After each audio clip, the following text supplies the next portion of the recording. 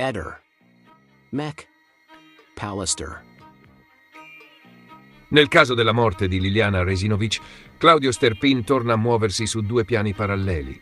Da un lato continua a presidiare la procura con nuovi elementi che ritiene utili, dall'altro prepara un'iniziativa istituzionale, rivolta ai vertici dello Stato, perché a suo giudizio il vero nodo non è soltanto come sia morta Liliana, ma anche cosa non abbia funzionato nei primissimi anni dell'inchiesta. Sterpin, che viene indicato come persona a lei molto legata e che da tempo sostiene pubblicamente di non credere all'ipotesi del suicidio, in questi giorni si è presentato in procura e ha consegnato materiale aggiuntivo legato agli atti dell'indagine. Il punto centrale, per come viene raccontato, è il deposito di risultati di accertamenti svolti sul materiale ormai disponibile agli atti, con un focus specifico su una fotografia di Liliana scattata dopo il ritrovamento del corpo. Sterpin precisa che questi accertamenti sarebbero stati effettuati da una persona da lui conosciuta, la cui identità per ora non intende rendere pubblica. L'idea di fondo nella sua impostazione è che su quella fotografia ci siano elementi che, letti in un certo modo, rafforzerebbero la tesi che Liliana non si sia tolta la vita. Accanto al deposito in procura, Sterpin dichiara di valutare un'iniziativa formale verso il Presidente della Repubblica e verso il Ministro della Giustizia, Carlo Nordio.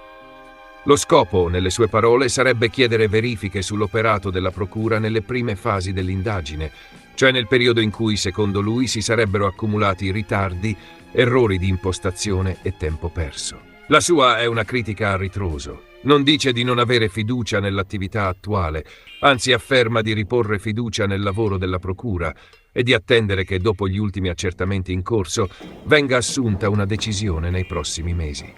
Però, contemporaneamente, sostiene di non riuscire a darsi pace per gli anni che sarebbero stati sprecati e per il fatto che chi si è mobilitato per mantenere alta l'attenzione sul caso sarebbe stato etichettato come parte di un circo mediatico. Questa linea si inserisce in un contesto procedurale che, negli ultimi mesi, ha visto un irrigidimento del quadro giudiziario su alcuni punti. Un passaggio rilevante di gennaio 2026 riguarda la Cassazione. Secondo quanto riportato da più testate, il ricorso di Sebastiano Visintin è stato dichiarato inammissibile, con conseguenze anche economiche, ammenda, e con una motivazione che esclude l'impostazione difensiva, secondo cui il provvedimento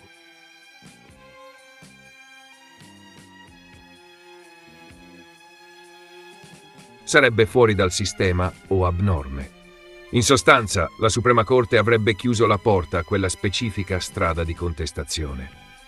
Il dato politico-istituzionale nel gesto annunciato da Sterpin è tutto qui. Chiedere al Ministro della Giustizia e al Capo dello Stato un controllo sul come si è lavorato all'inizio, mentre l'indagine prosegue sul cosa e sul chi, con ulteriori accertamenti tecnico-scientifici e con una prospettiva decisionale che lui stesso colloca tra qualche mese. È un tentativo di tenere insieme due messaggi, continuare a portare elementi ritenuti utili all'autorità giudiziaria e al tempo stesso rivendicare che il caso non vada letto soltanto come una disputa di tesi suicidio contro omicidio, ma come una storia investigativa in cui la gestione delle prime ore, dei primi giorni e dei primi anni può aver inciso in modo determinante sulla possibilità di arrivare a una verità processuale. Nella magica Trieste poi accade che Sebastiano dice andiamo a mangiare fuori e si finisca dove?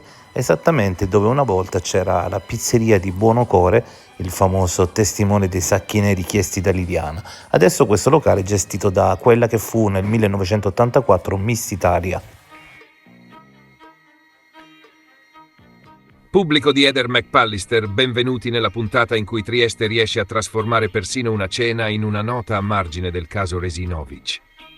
Qui non parliamo di ristoranti e basta, ma di luoghi che per una serie di incastri sono finiti nel racconto pubblico come se avessero una didascalia appesa alla porta. Primo indirizzo, Trieste Osteria, in via Nordio. Oggi è un locale con un'altra insegna e un'altra gestione, nato dove prima c'era un'attività legata ad Alfonso Buonocore. Ed è qui che il locale smette di essere solo un posto dove si mangia e diventa un punto attenzionato nella narrazione del caso. Buonocore, infatti, si è fatto avanti raccontando che Liliana Resinovic gli avrebbe chiesto dei sacchi, dettaglio che nel dibattito pubblico è diventato immediatamente un gancio. Perché in questa storia basta pronunciare la parola Sacchi e si accende tutto. Secondo indirizzo, Dolina, conosciuto anche come Nuova Dolina. Qui la coincidenza è di quelle che, se fosse una sceneggiatura, qualcuno direbbe troppo. Nel 2021 la gestione risulta collegata a Pier Giorgio Visintin e quella parentesi viene ricordata come una gestione finita male proprio nel 2021, con il suo punto più duro nel periodo in cui il calendario già faceva abbastanza paura da solo. Dicembre, lo stesso mese in cui Liliana scompare. E siccome in certe storie non manca mai la componente si prova a reggere la baracca, entra anche Silvia Radin, che in passato avrebbe organizzato un evento proprio lì, al Dolina, con l'obiettivo di dare una mano, di portare persone, di sostenere la famiglia e la gestione nel momento complicato. Poi c'è la scena che racconta il clima meglio di 1000 analisi. Sebastiano Visintin avrebbe riferito un episodio da tavolo imbandito e nervi scoperti. Cena con amici, Pier Giorgio lo fa pagare, lui si arrabbia. Traduzione: in questa vicenda perfino il conto può diventare un capitolo.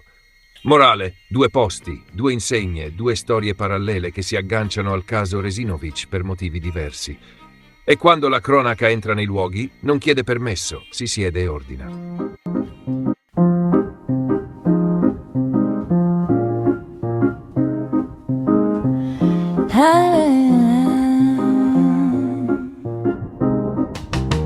Down on Nordio Street, the oven used to glow. Buonocore's old corner where the late nights flow. Now the sign is different, but the air knows the same. Trius keeps the stories like a flame with no name. Whispers in the doorway, coffee turning cold. One small favor asked and suddenly it's gold. Black bags passing through the night. Liliana said just let them keep it out of sight. From the slice to the scandal, from the hush to the lights. Nuova Dolina dancing while the city holds tight. Black bags, everybody knows. And Triest, every secret finds a place to go.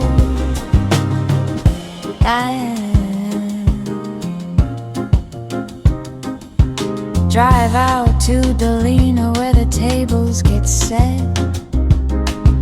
Family ties, full glasses you do not forget. One night turns to headlines, one toast turns to clue. And the band keeps playing like it always knew. A party for the people, trying to keep things alive, while the past walks in and asks for a prize. Black bags passing through the night. Liliana said just let them keep it out of sight. From the slice to the scandal, from the hush to the lights. Nuova Dolina dancing while the city holds tight. Black bags, everybody knows.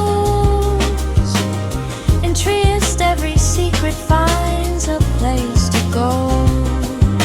Pay the bill, lose your temper, laugh it off too fast. But the smallest little moment is the one that lasts. Black bags passing through the night. From Nordio to Dolina, from the dark to the bright. Raise a glass, keep moving, let the music ignite. Nuova Dolina shining while the truth stays out of sight.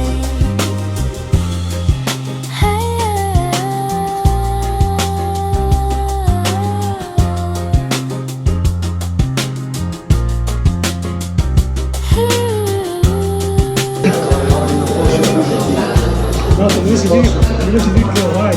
Mamma. Qui arriviamo alla rotonda e la macchina di Sebastiano viene ripresa praticamente su questi qua, sulle bande magnetiche. Qua, viene ripresa qua dal Targa System.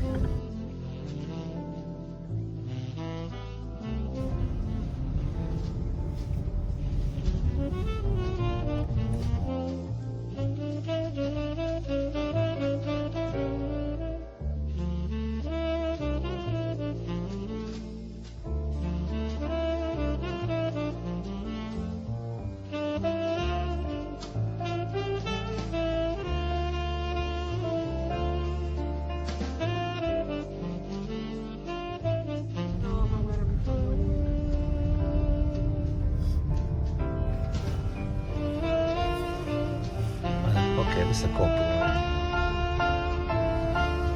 Ok.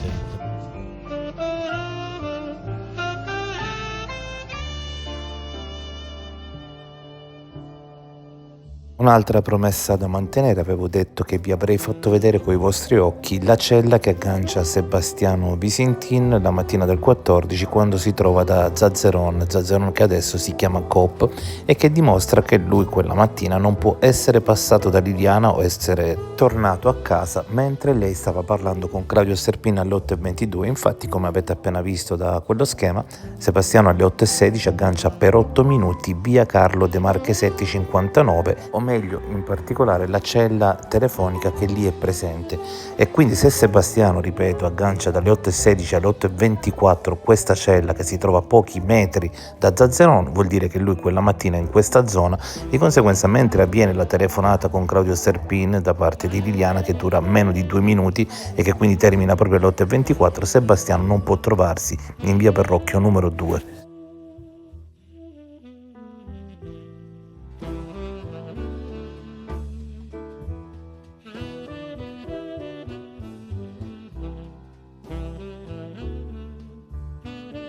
Eccoci già arrivati. Questo che vedete a sinistra è il ripetitore che copre territorialmente parlando Sebastiano nel momento in cui lui si trova al centro commerciale di Zazeron. È vicinissimo al punto in cui si trova il supermercato ed è invece abbastanza lontano, piuttosto lontano, a via Verrocchio. Infatti quella zona viene agganciata solo dalla cella di via Carlo De Marchesetti 21.